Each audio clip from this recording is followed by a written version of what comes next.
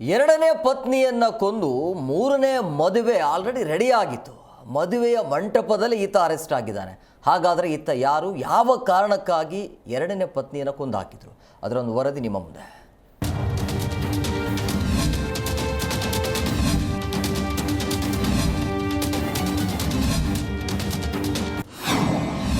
ಎರಡನೇ ಪತ್ನಿ ಕೊಂದು ಮೂರನೇ ಮದುವೆ ಸಂಭ್ರಮದಲ್ಲಿದ್ದ. ಹಸೆಮಣೆಯಿಂದಲೇ ಆರೋಪಿಯನ್ನ ಎಳೆದು ತಂದ ಪೊಲೀಸರು. ಪತ್ನಿ ಶೀಲಾ ಶಂಕಿಸಿ ಕೊಲೆಗೈದು ಚರಂಡಿಗೆ ಎಸೆದು ಪರಾರಿಯಾಗಿದ್ದ. ಫೋಟೋದಲ್ಲಿರುವ ಈತನ ಹೆಸರು ಮೊಹಮ್ಮದ್ ನಸೀಮ್. ಬಿಹಾರ ಮೂಲದ ಈತ ಎರಡನೇ ಪತ್ನಿಯನ್ನ ಕೊಂದು ಎಸ್ಕೇಪ್ ಆಗಿದ್ದ. ಬೆಂಗಳೂರಿನ ಆನೇಕಲ್ ತಾಲೂಕಿನ ಸರ್ಜಾಪುರದಲ್ಲಿ ತಾನು ವಾಸವಿದ್ದ ಬಾಡಿಗೆ ಮನೆಯಲ್ಲಿಯೇ ಎರಡನೇ ಪತ್ನಿ ರುಮೇಶ್ ಖಾತೂನ್ ಉಸಿರುಗಟ್ಟಿಸಿ ಬಳಿಕ ವಿವಸ್ತ್ರಗೊಳಿಸಿ ಚರಂಡಿಯಲ್ಲಿ ಎಸೆದು ನಾಪತ್ತೆಯಾಗಿದ್ದ. ಬಿಹಾರದಲ್ಲಿ ಮೂರನೇ ಮದುವೆ ಮಾಡಿಕೊಂಡು ಹನಿಮೂನ್ ಮಾಡಿಕೊಳ್ಳುವ ಸಂಭ್ರಮದಲ್ಲಿದ್ದ. ಆದರೆ ಸರ್ಜಾಪುರ ಪೊಲೀಸರು ಕೊಲೆಗಡುಕ ನಸೀಮನನ್ನ ಮದುವೆ ಮನೆಯಿಂದಲೇ ಹೆಡೆಮುರಿ ಕಟ್ಟಿ ಕೈಗೆ ಕೋಳ ತೋಡಿಸಿದ್ದಾರೆ. ಇತ್ತೀಚೆಗೆ ಸರ್ಜಾಪುರ ಪೊಲೀಸ್ ಠಾಣೆ ಆನೇಕಲ್ ಸಬ್ ಡಿವಿಷನಲ್ಲಿ ಒಂದು ಆಗಿರುವಂಥ ಒಂದು ಕೇಸು, ಅದು ಕೂಡ 103 ಕೇಸ್, ಅಂದರೆ ಮರ್ಡರ್ ಕೇಸನ್ನು ನಾವು ರಿಜಿಸ್ಟರ್ ಮಾಡ್ತೀವಿ. ಈ ಕೇಸದು ಸಂಕ್ಷಿಪ್ತವಾಗಿ ಹೇಳಬೇಕೇನು ಅಂತಂದರೆ, ಒಬ್ಬ ಮಹಿಳೆಯ ಬಾಡಿ ಏನಿದೆ ಅದನ್ನು ಒಂದು ಚರಂಡಿಯಲ್ಲಿ ಕೈಕಾಲನ್ನು ಕಟ್ಬಿಟ್ಟು ಬಿಟ್ಟಿರುವಂಥದ್ದು. ಆ ಸ್ಟೇಟಲ್ಲಿ ನಮಗೆ ಬಾಡಿ ಸಿಗುತ್ತೆ. ಅದರ ಅಕ್ಕಪಕ್ಕ ಜನರು ಏನು ಅಲ್ಲಿ ಏರಿಯಾದಲ್ಲಿದ್ದಾರೆ ಅದನ್ನು ಬಾಡಿ ಸ್ಮೆಲ್ ಬಂದು ಬೇಸಿಸ್ ಮೇಲೆ ಅವರು ನಮಗೆ ಪೊಲೀಸ್ಗೆ ಇನ್ಫಾರ್ಮೇಶನ್. ಕಳೆದ ತಿಂಗಳು 14ನೇ ತಾರೀಕು ಸರ್ಜಾಪುರದಲ್ಲಿ ನಡೆದಿದ್ದ ನಗ್ನ ಸ್ಥಿತಿಯಲ್ಲಿ ಅಪರಿಚಿತ ಮಹಿಳೆಯ ಶವ ಪತ್ತೆಯಾಗಿತ್ತು. ಹಗ್ಗದಿಂದ ಕೈಕಾಲು ಕಟ್ಟಿ ಚರಂಡಿಗೆ ಎಸೆದು ಆರೋಪಿ ಪರಾರಿಯಾಗಿದ್ದನು.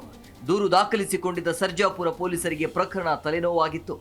ಕೊನೆಗೆ ಬಿಹಾರದಲ್ಲಿ ಮೂರನೇ ಮದುವೆಯಾಗಿ ಮದಚಂದ್ರದ ಖುಷಿಯಲ್ಲಿದ್ದ ಆರೋಪಿ ನಸೀಮ್ಗೆ ಶಾಕ್ ನೀಡಿದ್ದಾರೆ. 14ನೇ ತಾರೀಕು ನವೆಂಬರು ಅವಾಗ ಇಸ್ಮಾಯಿಲ್ ಬರ್ತಾ ಇತ್ತು. ನಾವು ಇಸ್ಮಾಯಿಲ್ ಬರ್ತಾ ಇದೆ ಅಂತ ಅಕ್ಕಪಕ್ಕ ಎಲ್ಲ ಹೇಳಿದ್ದೀವಿ. ನಮ್ಮ ಮನೆ ಹಿಂದ್ಗಡೆ ಇರೋವರು ಪಂಚಾಯತಲ್ಲಿ ಕಂಪ್ಲೇಂಟ್ ಮಾಡಿ ಏನೋ ವಾಸನೆ ಇದೆ, ಮೋರಿ ತುಂಬೋಗಿದೆ, ಬಂದು ಕ್ಲೀನ್ ಮಾಡಿ ಅಂತ ಹೇಳಿದ್ರು. ಅವ್ರು ಕ್ಲೀನ್ ಮಾಡೋಕ್ಕೆ ಪಂಚಾಯತಿಂದ ಬರೋವಾಗ ನಮಗೆ ವಿಷಯ ಗೊತ್ತಾಗಿದ್ದು. ಅವ್ರು ಚಪ್ಪಲಿ ಕಾಲು ಎತ್ತೋವಾಗ ಕಾಲು ಕಾಣಿಸ್ತು ಅಂತ. ಅಷ್ಟರಲ್ಲಿ ಅವರೆಲ್ಲ ಕಂಪ್ಲೇಂಟ್ ಮಾಡಿ ಪೊಲೀಸ್ ಸಮೇತ ಬಂದು ಅದು ಬಾಡಿ ಎತ್ತಿದ ಮೇಲೆ ನಮ್ಗೆ ಗೊತ್ತಾಗಿದ್ದು ವಿಷಯನ.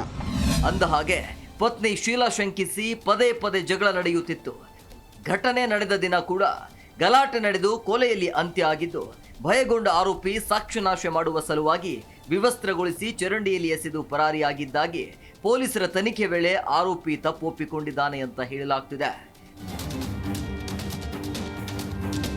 ಮೂರ್ತಿ C, Zee Kannada news, Anekal.